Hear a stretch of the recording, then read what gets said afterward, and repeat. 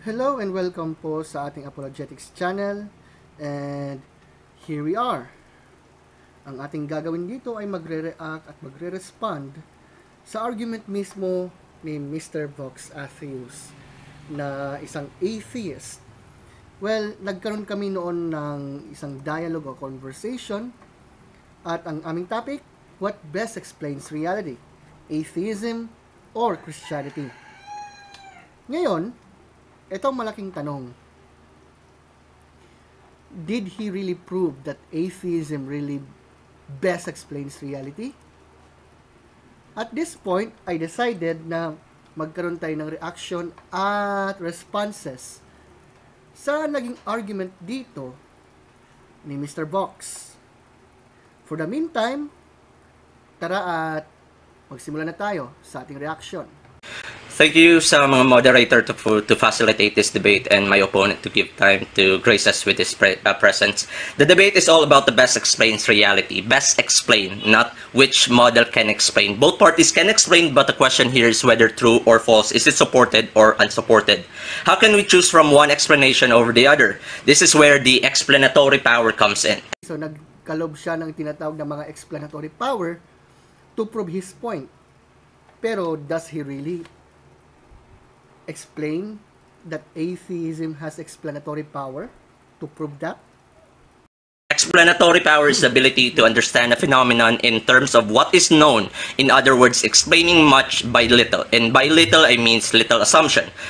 No matter how many Gish-Gallup's explanation you can make, if you can lack explanatory power, then it's useless. Tama naman. Kung masasabi, kahit anong paliwanag mo dyan, kung walang matatawag na katibayan, napakawalang kwenta lang yan. Pero, ito ang malaking tanong. Pinatunayan nga ba ni Mr. Vox yung kanyang claim dito? Does he really prove that atheism best explains reality? Explanation. Okay. Now, how can we get or how can we determine if a model has an explanatory power? We can use the criteria to determine which model gives us explanatory power and which criteria are commonly to any field of inquiry, which is one, simplicity, goodness of fit, explanatory breadth, predictive truthfulness, yata narinig ko. But anyway. and many more.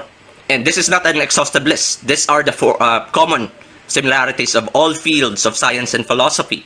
Yes, it is. However, pumasa nga ba ang atheism? Take note, ang aming pinagdidebatihan dito, what best explains reality? Remember that. But for the sake of the time, attention sa mga listener natin, and I'll just gonna use a simpler version, which is the principle of parsimony. Okay, tingnan natin yung kanyang kinaklaim dito. The Occam's razor. So, let's start by defining what is God. Wait a minute. I thought he must have to prove that atheism best explains reality. Bakit siya nagtungo sa claim ng theism, particularly Christianity?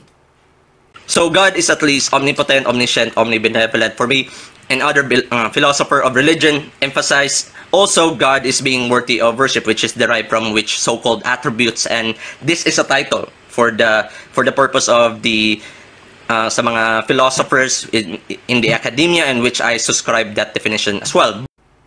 Huh? Does he really prove that atheism makes sense in reality? Bakit siya napunta doon sa negation?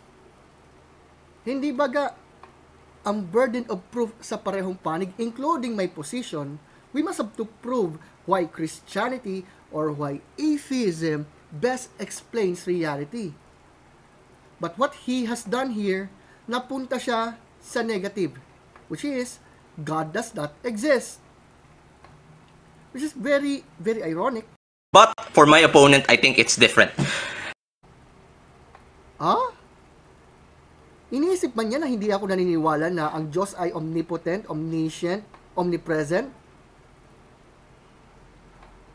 Wait lang, Mr. Vox. Do you think I don't believe in those attributes from the Lord? Do you think I don't believe in the Bible? You're not really. I don't know, pero do you really understand what I really believe? Still, nasa sayo pa rin burden of proof para patunayan na ine-explain sa reality ang iyong view, which is atheism. It is an entity. It is a proper name. God is omnipotent, omniscient, omnibenevolent, and siguro ina-assume niya na ang Diyos ay proper name. Saan niya napulot yung ganung argumento sa akin? Strawman siya. more, like spaceless, timeless, immaterial. This being is the creator of everything. Yes, that's what we Christians believe. Excuse me po, Mr. Vox. Pangaralan lang muna po kita. When we are talking about God, sumasakto lamang po siya sa kung ano ang kanyang divine attributes. What do I mean by that? If we look at the evidence for the existence of God, at kung dadagdagan natin yung katotohanan concerning miracles, the Bible, Jesus Christ, you name it, we can show you that this kind of God, who is the source and sustainer of all things, is self-existing, infinite, simple, immaterial, spaceless, timeless, omnipotent, omnipresent, omniscient, immutable, holy, personal. Dagdagan pa na siya ay isang Diyos na may 3 persona. So, when this guy said na iba raw yung aking presentation daw about God doon sa God na tinutukoy, I don't know I don't know for sure. Saan kaya napulot ito ni Mr. Vox Atheus?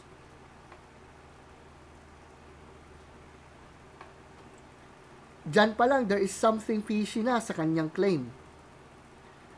And ang ironic pa dyan, mga kaibigan, mga kapatid, asaan ang evidence na nagpapatunay na totoong atheism? Until today, actually sa kabuuan ng debate namin, wala akong narinig ni isang evidence na nagpapatunay na nagmimix sense sa reality ang atheism. Sige ang tanggi na hindi raw worldview ang atheism, pero nag-explain siya rito how he thinks that atheism best explains reality. But which is which? Hindi ko natanong kung ang atheism ay worldview rito eh. So, but do we still remember, no, pagkabata natin na we ask childish question when we ask who created God? Which is, isa ito sa tanong ng mga skeptics na ilang ulit na natin nasagot. We don't believe in a certain deity na katulad ng kay Thor, kay Zeus, o kay Superman. If we are talking about God Himself, especially when it comes on the biblical or Christian worldview, we are talking about the spaceless, timeless, immaterial, powerful, moral, personal, intelligent creator. He is the self-existent one. He is the great I am. So, if this guy will go on to reconsider that, walang kwenta ang tanong na yan. But anyway, let's continue. Kahit adult na tayo, we even ask the same question, who created God? But apologists like Ruel say that God is the ultimate creator and could not create Himself. Which is true. God will not create Himself because He is the self-existent one. I don't know if Mr. Vox Atheus get it, but sige, explain natin yung ganitong argument na kung saan, imbes na patunayan na atheism makes sense in reality, he was not really explaining everything. Yan, kung ina-assume kasi ganito, imposible naman yan na walang lilikha sa Panginoon. He will, how did He create Himself or what? Pero ulitin natin yung kanyang claim. Created God. Kahit adult na tayo, we even ask the same question, who created God? But apologists like Ruel say that God is the ultimate creator and could not create himself. It's what the Bible points out. If the Bible is true, if God really exists, is still nag-assume na naman si Mr. Vox ng strawman dito. As has been created. So, yet, this is just a wordplay.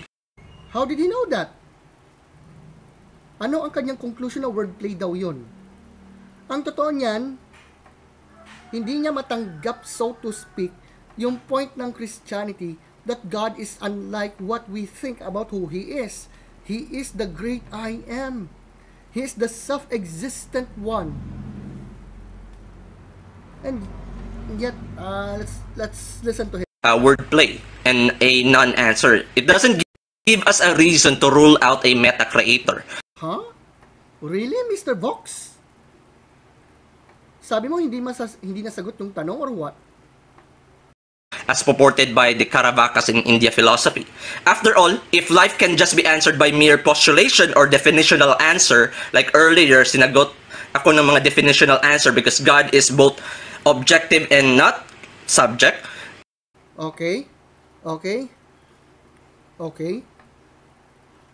Tuloy natin. Tingnan natin yung kanyang claim dito. Mamaya sagutin natin. Doesn't make sense. Then life would be simple, but that is not the case in reality. Really, Mr. Vox?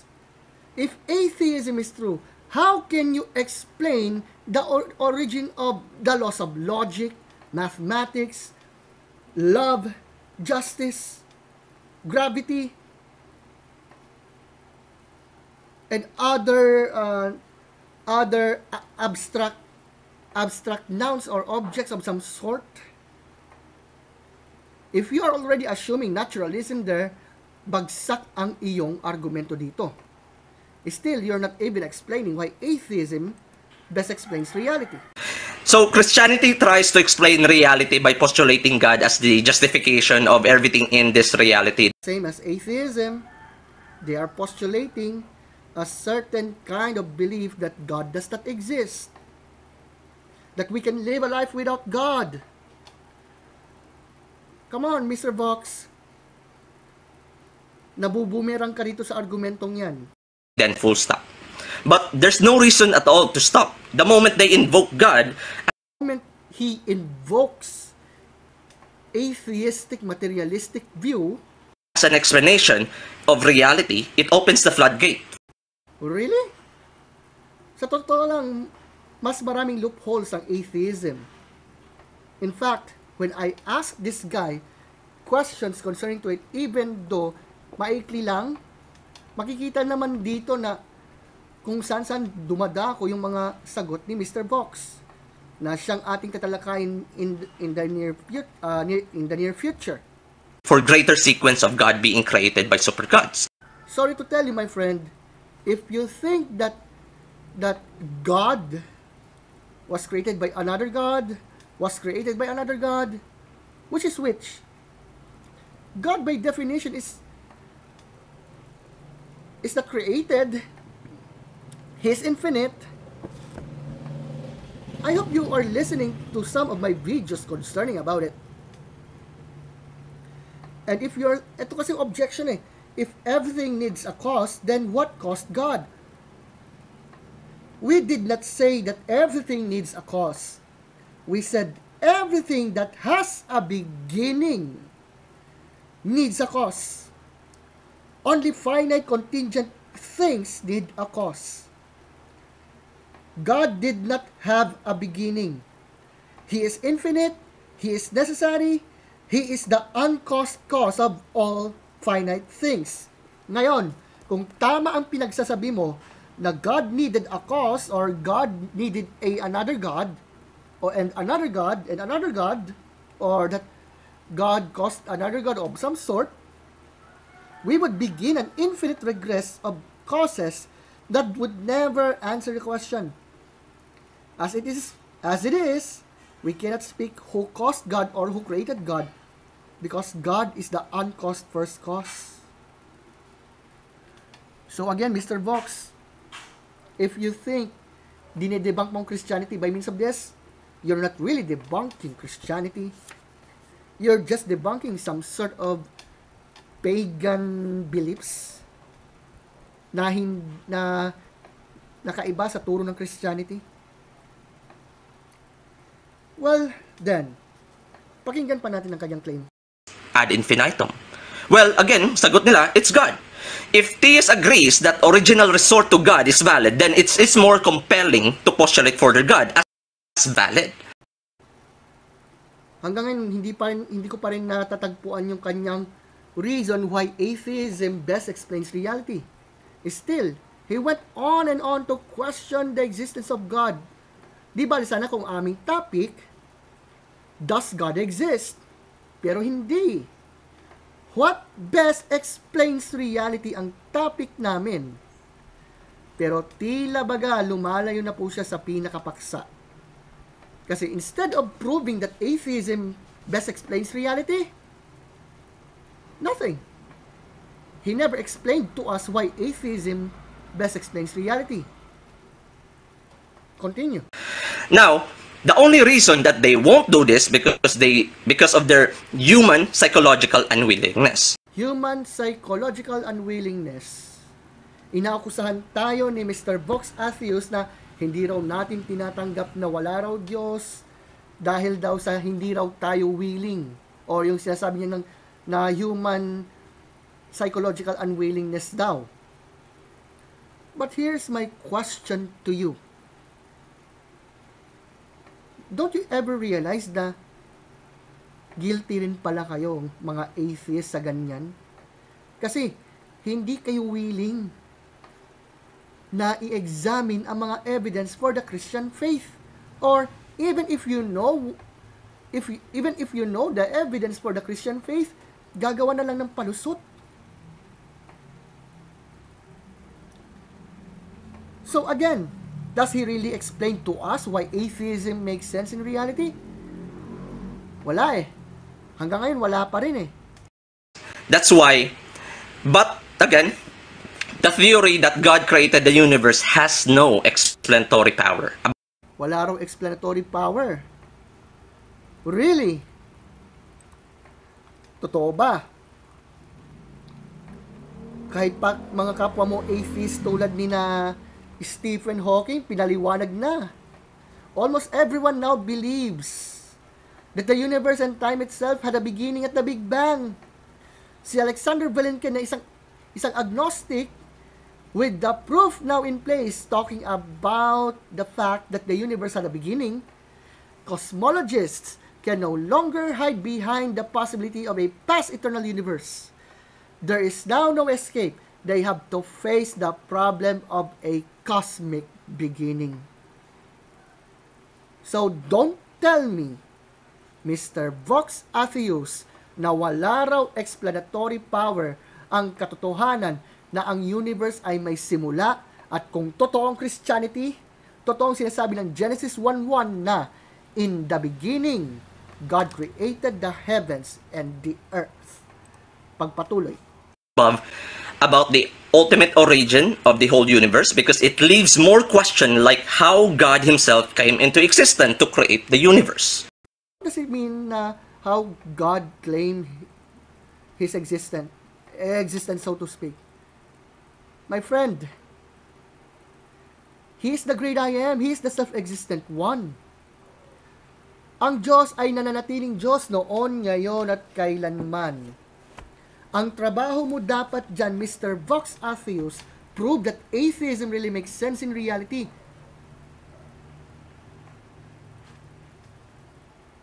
Kasi ang ini-issue siya, sorry for that. Ang ini-issue dito ay may kinalaman sa tinatawag na ontological point. However, my friends, if God's nature is eternal, then He already exists even before the world began.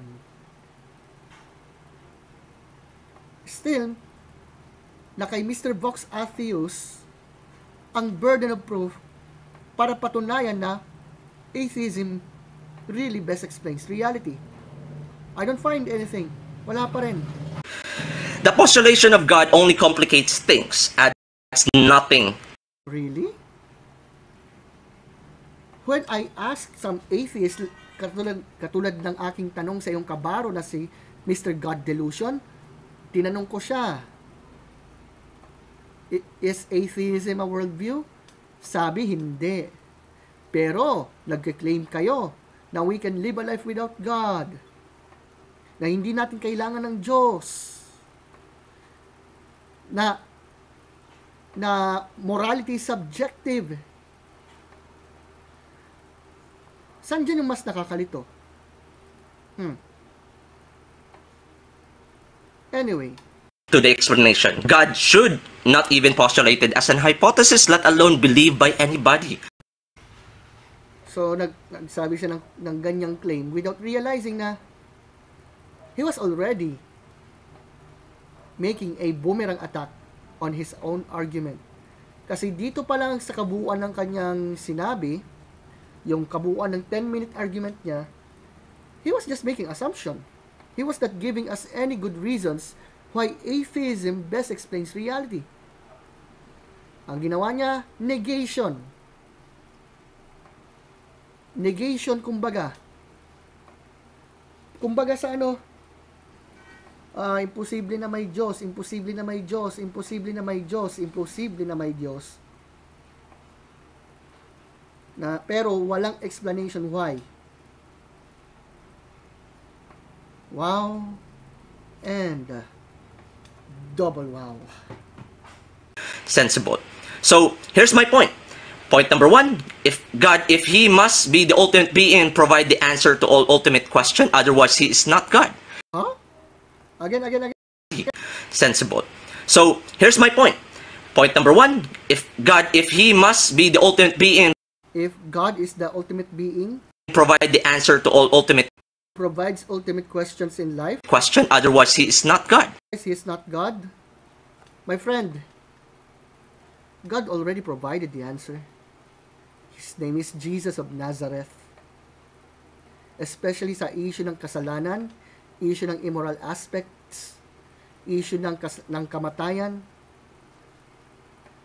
God already provided the answer.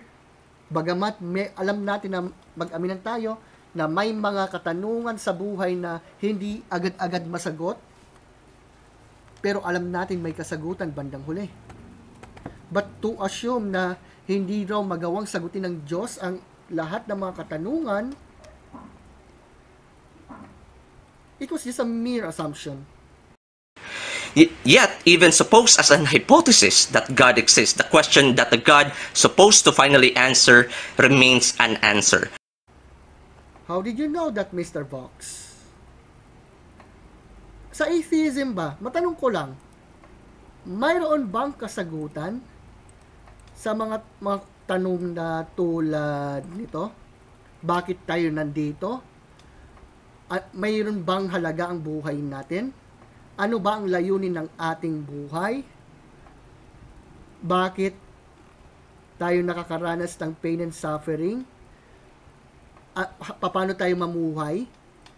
Anong mangyayari sa akin pagka ako ay mamatay? Atheism has no answer. Walang sagot ang atheism sa mga tanong na nabanggit. Bagamat meron, hindi pa rin po nasasagot yaan. If atheism is true, humans are just moist robots. Check the chart here, my friend. You must have to see that. You must have to see this carefully.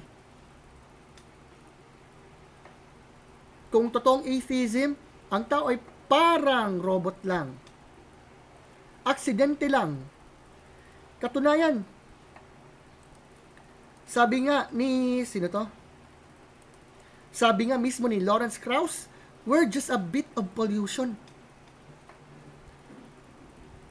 If you got rid of us, the universe would be largely the same. We are completely irrelevant. Mr. Vox, sasang-ayon ka ba sa pahayag na ito ni Lawrence Krauss na isa ring atheist?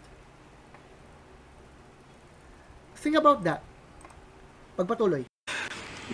Therefore, hypothesizing God existence is only unnecessary, adding an extra stage of such problem and no real explanation value. wala raw explanation value. But still, I don't find any good reason para masabi na ang atheism ay nag-explain sa atin kung anong reality.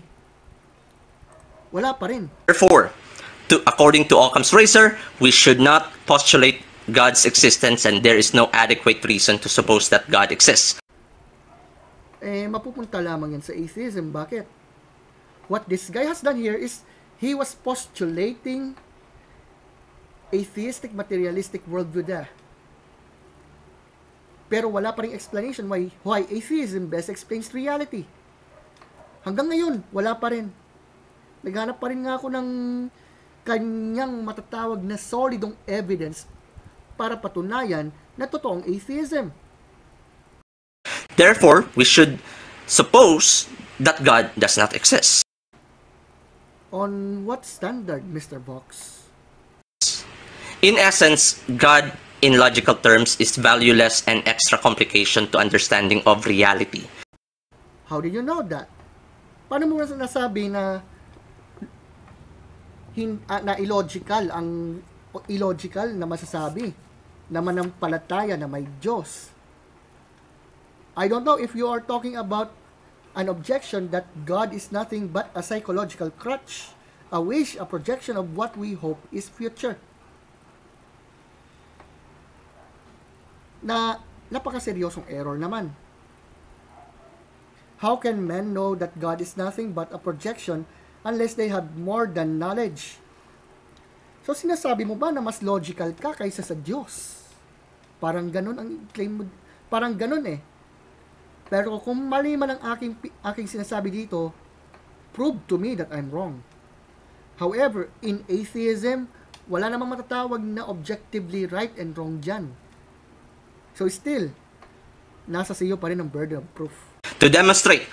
So, how do we ask the question, how did the universe come to be? God created it, but how did God come to be? Diba? Huh? Alam nyo, ang nangyayari dito, mga kapatid, mga kaibigan, ulit-ulit lamang dito ang claim ni Vox. Instead of proving to us that atheism best explains reality, inuulit lamang niya yung ganong klaseng objection na who created God? What caused God? Who made God? If God created the world, who made God? Ganon eh. I don't find any good reason from his argument there. Still. Usually, ang sagot nila, God has always existed. But again, then why not the universe was not created? Right, sige, let's answer that. If God is a necessary being, dapat pati ang mundo, pati yung universe. This assumes that a necessary being must do all that it does necessarily. But our definition was only that he must be all that he is. All that is in God's nature is necessary, but anything that he does extends beyond his nature and is done by his free will. One cannot even say that it was necessary for him to create. His love may have given him the desire to create, but it did not demand that he do so. He must be as he is, but he can do what he pleases as long as it doesn't contradict his nature. Sa madaling sabi, nang nilikha ng Diyos ang universe, ito po ay sang-ayon sa kanyang kalayaang magpasya na likhain ang buong sansinukob. Hindi niya nilikha ang universe dahil kailangan niya ang universe. Also, kung ang Diyos ay eternal,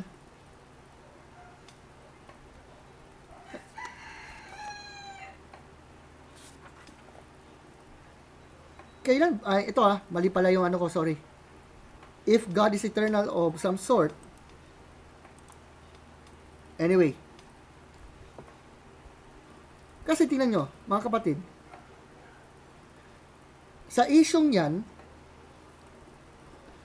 still hindi pa rin na ipapaliwanag sa atin ni Mr. Vox kung ano po ang basis para mapatunayan na atheism best explains reality. tuloy. Sabihin natin, why then the universe not always been existed? We can ask that the same question. It has equal explanatory value. Diba? What cosmic problem does God solve? What cosmic problem does God solve? What do you mean? Dapat ang tanong yan ay para sa atheism. What does atheism respond, what is the answer of atheism concerning to the problem of evil, so to speak? Kasali na yung natural evil and the rest of it. But I don't find any answer from atheism until today. Wala, nothing.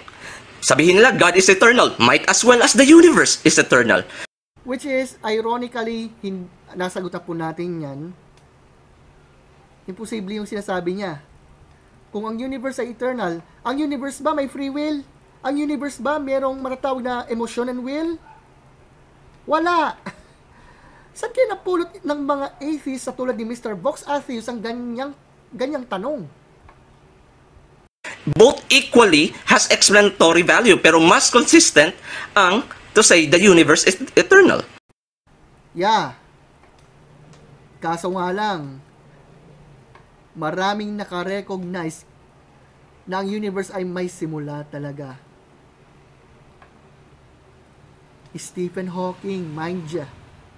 Alexander Vilenkin, Robert Jastrow, Paul Davies, even the former atheist named Anthony Flew, nag-conclude sila na may simula talaga ang universe. Nako, Mr. Vox, even sa philosophical standpoint, yung claim na ang universe daw ay eternal ay napakalabo. Lalo na pagka ang iano natin diyan yung tinatawag na infinite regress. Dahil walang extra assumption, walang extra supernatural being na tinatawag na God, which we cannot understand, we cannot test. Ang totoo niyan, ang atheism, walang naipapaliwanag talaga about sa issue concerning about the purpose of life, if humans have value or meaning in life. And again, sabihin natin God is absolutely good, then we can ask, what is absolutely good? Then ang sagot lang nila is God. We're talking about God's nature, my friend. Then anong explanation? Di ba wala? Paano mo na-assume na wala? Nasagot naman na God's nature is the source of objective moral values and duties, especially God as absolutely good. Aba, Mr. Vox, nililito mo lang yata ang statement mo diyan, So, sabihin natin, let's go back sa earlier, sinabi ni Roel na meaning. So, God give us purpose to life. Now, ang question ko, which hindi nasagot ni Roel, di ko ba talaga nasagot? O hindi lang niya tanggap ang sagot? Pakinggan natin lang kanyang pinagsasabi dito. How can God conceivably add a purpose to life which was not previously there?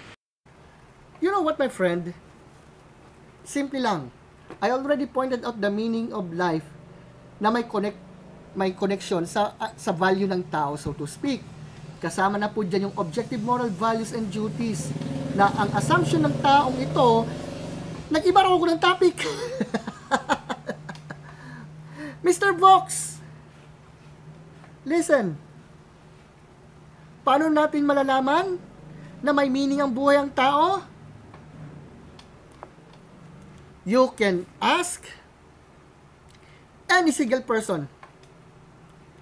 They're claiming na may value ang buhay ng tao. They're claiming na may dahilan para mabuhay ang tao. Ang malaking tanong, para saan nabubuhay ang tao? Para saan ka nabubuhay? Ikaw ba ay isang aksidente lamang?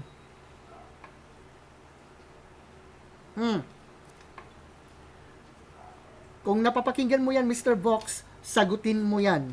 Kung mayroon ka man gagawin na video, hihintayin ko. Not exactly per word by word, sorry for that. Pero, yan ang question. Anong purpose na dagdag which is not already there.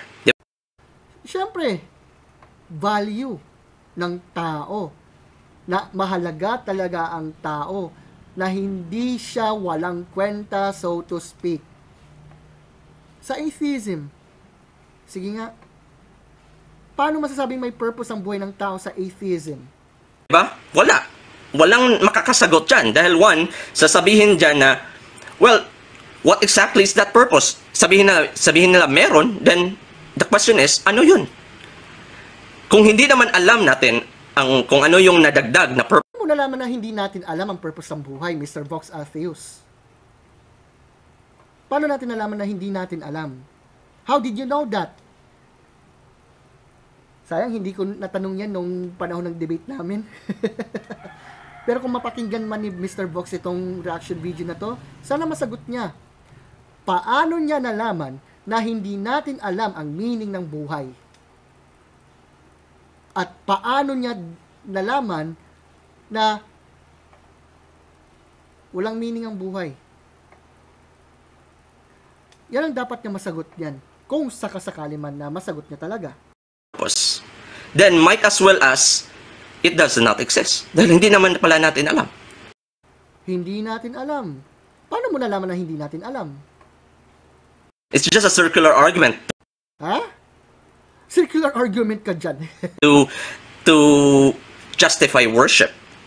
Now, can God, now, with that being said, no, God can be cut out from our explanation of reality. As my good acquaintance once said, na pangalan Serex, how does God, who is outside of our reality, a good explanation of reality? How does the supernatural explain the natural phenomenon? And how does appeal to bigger mysteries solve the original questions? This is where Christianity is piggybacking. How did you know that Christianity is piggybacking concerning the question na nabanggit mo dyan? Baligtarin natin mismo yung mga ganyan at i-insert natin dyan ang atheism. Ulitin natin yung mga katanungan niya. Of reality. As my good acquaintance once said, na pangalan Serex, how does God, who is outside of our reality, a good explanation of reality?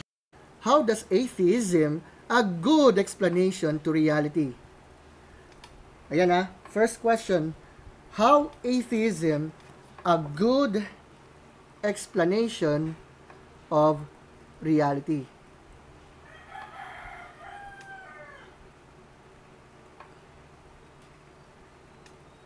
Okay, sana masagot mo yan. How does the supernatural explain the natural phenomenon? How does naturalism explain the natural phenomena? Next. And how does appeal to bigger mysteries solve the original question? How does, Wait lang. Sorry for that, medyo nalito ako sa tanong. Our reality, a good explanation of reality. How does the supernatural explain the natural phenomenon? And how does appeal to bigger mysteries solve the original questions? This is where Christianity is a nation of reality. How does the supernatural explain the natural phenomenon? And how does appeal to bigger mysteries solve the original questions?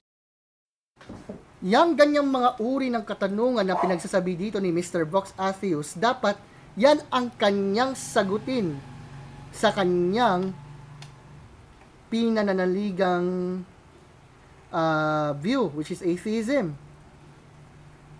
So, ako naman magtatanong, how atheism is good explanation of reality? How does naturalism explain the natural and unexplained phenomena? And how does appeal to be the answer on biggest mystery question? Tingnan natin kung saan dyan yung masasabing piggy bank na tinatawag dito ni Mr. Vox Atheus. Anyway, tuloy natin. Parang malapit nang matapos yung ating 3 minutes na lang dito sa ating nire-reactan. Backing. Standard theism, if standard theism is appealing to the mystery, it to give an empty explanation about the big question, Christianity appeals more to the greater, bigger mystery in effect adding more empty explanation. Sabi niya, Christianity has no answer to the mystery questions. Baligtarin natin.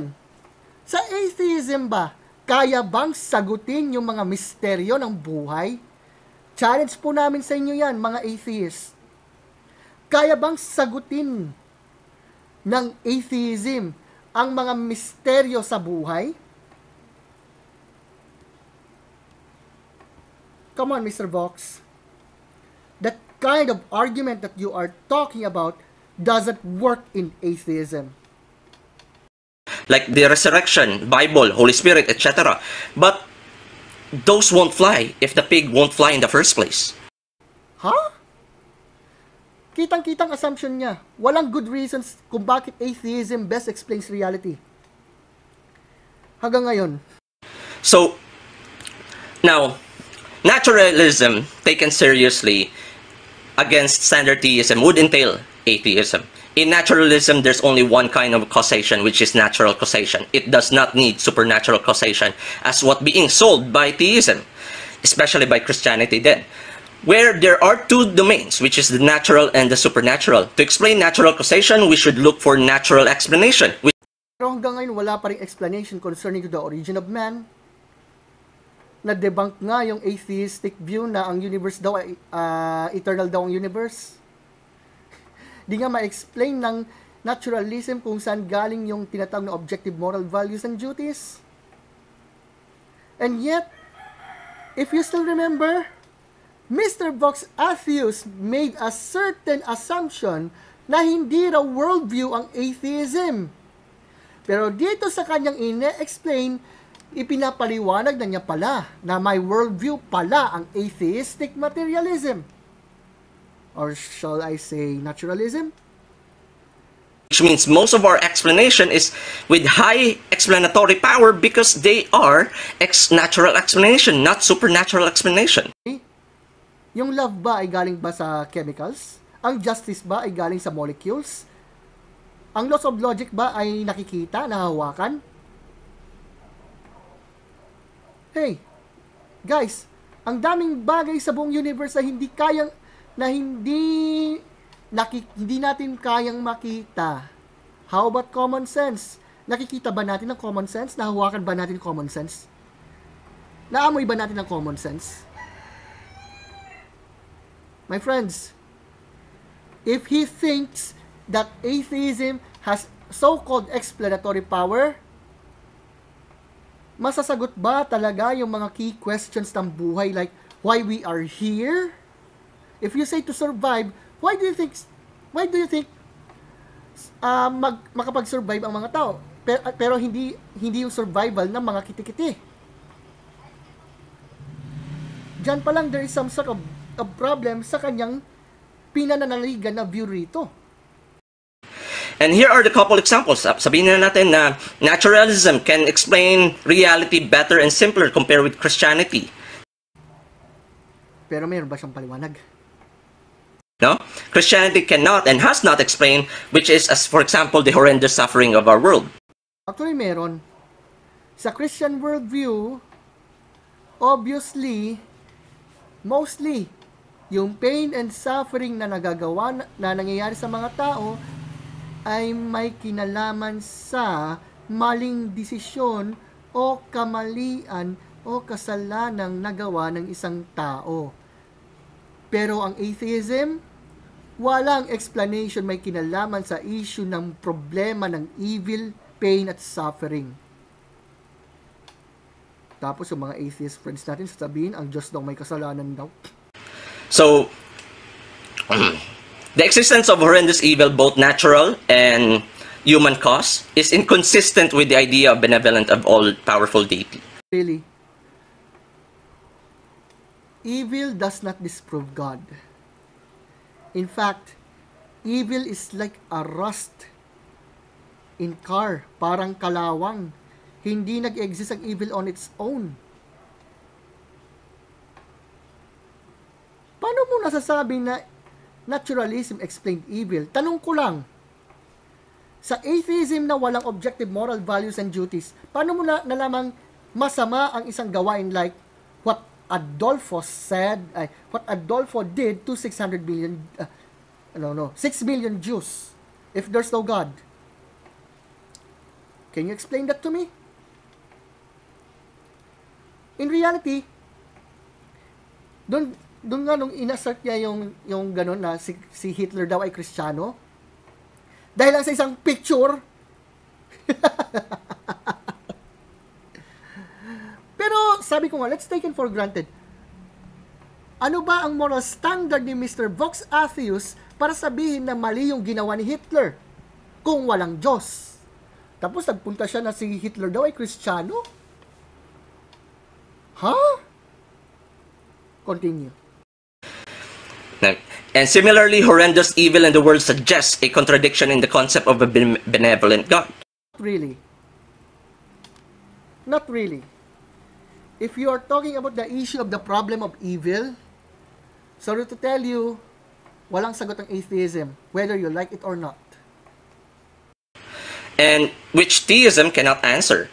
Which Christianity, which theism, particularly Christianity, already answered that. But atheism has no answer at all. And the evidence of suffering aligns more to standard naturalism, which does not posit, it doesn't add more hypothesis, which is omnipotent, omniscient, and perfectly good being than standard theism. Really, Mr. Vox? Sige nga, pakisagot to. Paano mo nasabi na may sagot ang atheism sa pain at suffering? Challenge ko yan sa'yo. Paano mo nasasabi na may sagot na ang atheism para masabing matapos yung tinatawag na pain and suffering ng isang tao? Kung sasabihin mong kamatayan, hindi pa rin sagot yan. Ayaw ng tao, ayaw ng sinumang tao na mamatay. Tapos sasabihin mo, wala raw explanation ang Christianity ukol dyan. So, arguments attempting to reconcile the suffering with theism either fails or complicate the beliefs of the system. How did you know that? Can you explain that on your next video kung sakasakali man na may sagot ka dito? Further, naturalism has an advantage. Paano mo nalaman na may advantage ang naturalism? Kung sa worldview mo mismo, now I'm talking about your own worldview, ang tao ay parang robot lang na nagre-react. Remember Dawkins? Humans have always wondered about the meaning of life. Life has no higher purpose than to perpetuate the survival of DNA. Life has no design, no purpose, no evil, no good. Nothing but blind, pitiless indifference. So, sige nga, nasagot ba ng atheism yung issue ng pain and suffering? Malabo. Napakalabo, Mr. Vox. To explain this. And lastly, sabihin na natin the hiddenness of God and the prevalence of non-belief. Ayan, na-issue na naman yung tungkol sa issue ng divine hiddenness. Sige. Kahit paano, talakay natin ng konti ito later on. Na talaga bang ang Diyos ay nagtatago lang? Tingnan natin. So, sige, pakinggan natin ang kanyang pinagsasabi dito. Are the strong evidence in favor of naturalism over Christianity. If God exists, and we know expected this being to make his existence known to us, especially considered the reassurance and guidance such knowledge that he could provide. However, the lack of clear evidence of God's existence and widespread occurrence, reasonably, non-belief challenged this expectation. Huh? Really? What do you mean by hidden, Mr. Vox? What do you mean that God was hiding himself? If you think divine hiddenness does prove, ulitin ko, if you think that divine hiddenness prove atheism, nagkakamali ka yata, sir. As a transcendent spiritual being, God would not be visible to human eyes. Anyway, tuloy natin ang kanyang sinasabi. So, sabihin natin, expectation of divine revelation. A perfectly good God, knowing the benefit of human being, aware his existence, would logically ensure his presence unmistakably clear to all of us. Which is he already did. His creation, human consciousness, the Bible, the person of Jesus Christ. Nilahadnan niya. Inilatag nga niya ang mga evidence na nagpapatunay na totoo siya. Ang problema sa tao, kahit may ipinakita ng evidence ang Panginoon, ayaw pa rin niyang tanggapin. Yun ang totoo. But that's not the case. Many of us doesn't believe in him. So, saan na ba yung good God na revelation? Okay, bakit sinabi mo na marami raw ang hindi nananampalataya sa Diyos? Hindi po dahil sa nakatagong Diyos. Hindi po. Well, God must be approached through the eyes of faith. But this does not mean that there is no evidence for His existence. We see His effects everywhere. In the design of DNA, in the grand structure of the universe, in the knowledge of an objective moral law. Ang design ng Diyos sa atin, magkaroon po tayo ng relasyon o ugnayan sa Kanya. Pero hindi niya pepersahin ang mga taong ayaw sa Kanya. Okay? Well, God is a great King and He loves us so much that He has come in the form of a humble man, Jesus Christ, to communicate His love by dying on the cross for our sins. God does exist, but He is concealed only to those who do not believe. Kung gusto mo talaga na malaman kung may Diyos talaga, willing ka dapat na siyasatin ang mga evidence without any preconceived notion or assumption.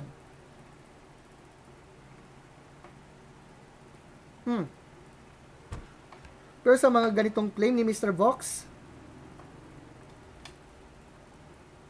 hindi niya talaga kaya na mapatunayan na totoong atheism at all. Wala. Actual observation. Have you seen any God right now?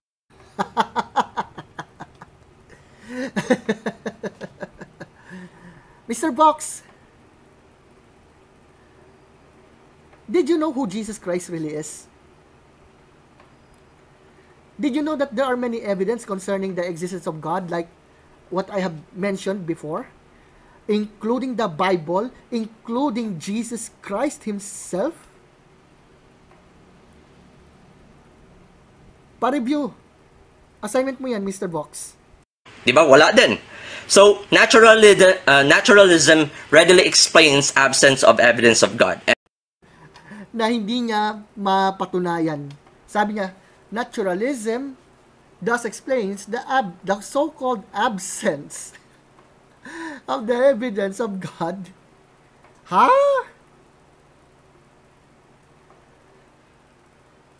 Mr. Vox Atheus, okay sanang argument mo, pero puro paltos, puro sablay.